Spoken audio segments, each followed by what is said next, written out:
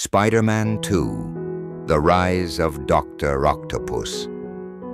Chapter 1: The Life of a Hero. Peter Parker's life was getting harder every day. Being Spider-Man meant protecting the city, but it also meant being late for everything: college, work, and even his best friend's events. He worked as a pizza delivery guy, but he was always late. One day, he tried using his webs to speed things up, swinging across buildings while carrying a pizza box.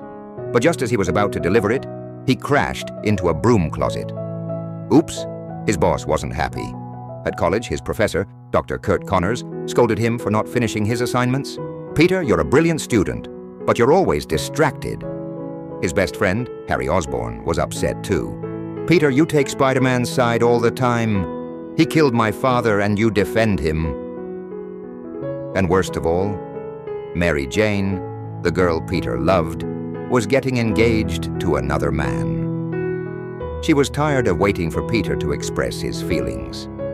It felt like everything was falling apart. Peter looked at himself in the mirror one night. Maybe I shouldn't be Spider-Man anymore. Maybe I should just be Peter Parker. Chapter 2: Dr. Otto Octavius. Meanwhile, a brilliant scientist, Dr. Otto Octavius, was working on a project that could change the world. A fusion reactor that could create unlimited energy. Peter admired Otto and was excited to meet him through Harry, who was funding the experiment. Otto was like a mentor, telling Peter, "Intelligence is a gift, but it must be used for good." Otto had created 4 mechanical arms controlled by his brain. They were incredibly strong, fast, and could grab anything with perfect precision. But Otto was confident. He had built an AI chip to prevent the arms from controlling him. When the experiment began, everything went wrong. The fusion reactor became unstable, creating a powerful magnetic field that pulled metal objects toward it. Peter, seeing the danger, changed into Spider-Man and tried to stop it. But the reactor was too strong. It exploded, destroying the lab. Otto's wife, Rosie, was tragically killed. Worse, his AI chip was destroyed, and now the mechanical arms controlled his mind. Dr. Otto Octavius was gone. In his place, a new villain was born: Doctor Octopus. Chapter 3: Spider-Man's powers disappear. Peter felt terrible. He blamed himself for not being able to stop the disaster. At the same time, something strange started happening. His powers were vanishing. He tried to climb walls but fell. He tried to swing from a web, but it broke. His vision got blurry again, just like before he became Spider-Man. What was happening?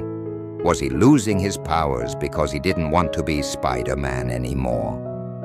Peter thought about his Uncle Ben's words: "With great power comes great responsibility." But now, maybe he didn't have that power anymore. So Peter made a big decision. He quit being Spider-Man. He threw his suit in the trash and walked away. From now on, he was just Peter Parker. Chapter 4: Doctor Octopus strikes. But without Spider-Man, the city was in trouble. Dr. Octopus, now fully controlled by his mechanical arms, was determined to rebuild his fusion reactor. To do that, he needed money, and he didn't care how he got it. He robbed a bank, destroying everything in his way. During the robbery, he saw Peter's Aunt May inside the bank. He grabbed her and climbed a building. Peter, even without his powers, couldn't let his aunt get hurt. He ran after Doc Ock, jumping between buildings. Even without super strength, Peter fought bravely, dodging the metal arms. But Doc Ock was too powerful. Aunt May, showing her own bravery, hit Doc Ock with her umbrella. Smack! That small distraction was enough for Peter to pull her to safety. But Dr. Octopus escaped. The city needed a hero. Chapter 5. The Train Battle. Peter started feeling guilty. Without Spider-Man, people were suffering. One night, he saw a building on fire. A little girl was trapped inside. Even though he had no powers, Peter ran into the flames and saved her. In that moment, something inside him changed. He realized he couldn't escape who he was. Then, his powers returned. It was time for Spider-Man to come back. That's when Doctor Octopus attacked a train full of people. Spider-Man swung in to stop him. They fought on top of the speeding train, dodging punches, metal arms, and debris flying everywhere. But Doc Ock was merciless. He broke the train's brakes, making it speed toward destruction. Peter jumped to the front, shot webs at the buildings, and used all his strength to slow it down. His muscles burned, his suit ripped, but he wouldn't give up. Finally, the train stopped, inches from the edge. The passengers, in awe, saw Spider-Man collapse from exhaustion.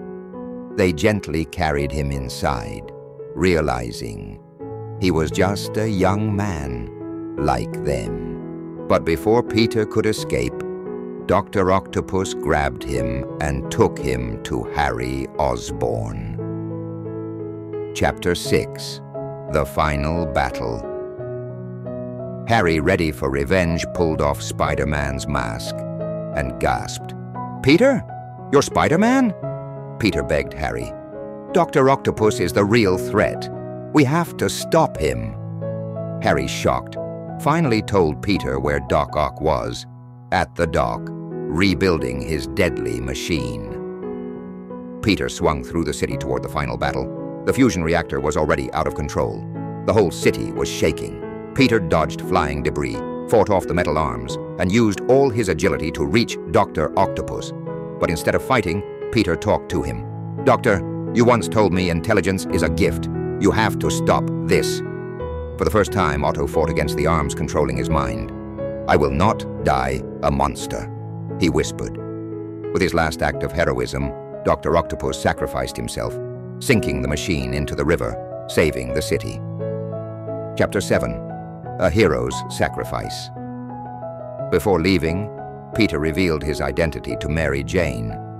She finally understood why he had been distant. Even though Peter loved her, he knew he had a bigger responsibility: to protect the city. As he swung away into the night, Mary Jane watched and whispered, "Go get him, Tiger." The end, or a new beginning. Thus, Spider-Man saved the city once again. But new dangers were always waiting, and Peter's journey as a hero was far from over.